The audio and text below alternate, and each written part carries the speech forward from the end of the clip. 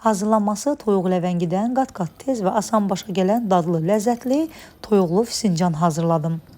Soğanı əvvəlcə rondodan keçirtdim və marlenin arasında suyun tamamilə sıxdım, atdım.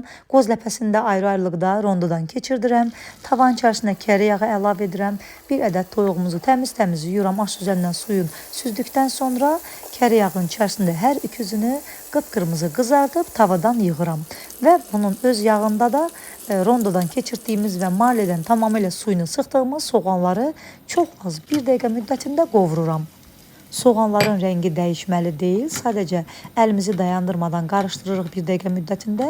Yağ az gələrsə biraz da kərə yağı içərisinə əlavə edə bilərsiniz. Daha sonra isə üzərinə qoz ləpəsini əlavə edirəm. 2 çay qaşığı alça turşusu, yəni ləvəngə istifadə etdiyimiz palçıq turşudan əlavə edirəm. Yarım çay qaşığı sarı kök, duz və qara istiot əlavə etdikdən sonra bunları yaxşı-yaxşı qarışdırıram. Yaxşıca qarışdırdıqdan sonra üzərini bir qədər hamarlayırıq. Tavanın hər tərəfinə yayıb qızartdığımız toyuqları da üzərinə düzürük.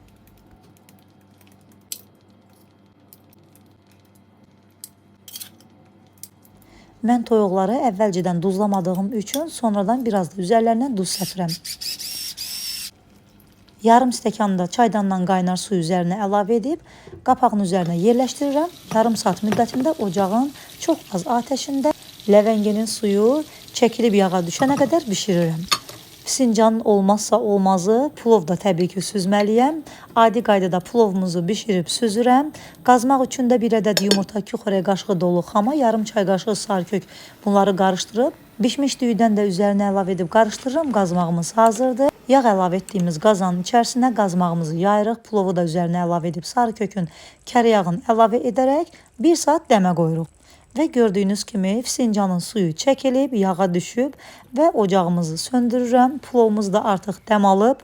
Plovun üzəri üçün də xurmaların tumlarını çıxardıram. Kişmişi də təmiz-təmiz yuyub hər ikisini kərə yağında qovurub plovumuzun üzərinə əlavə edirəm. Gördüyünüz kimi qazmaqlarımız da çox ləzzətli alınıb. Fincanımızın da dadı bir ayrı ləzzətlidir. Hazırlayan hər kəsə nuş olsun. Hələlik.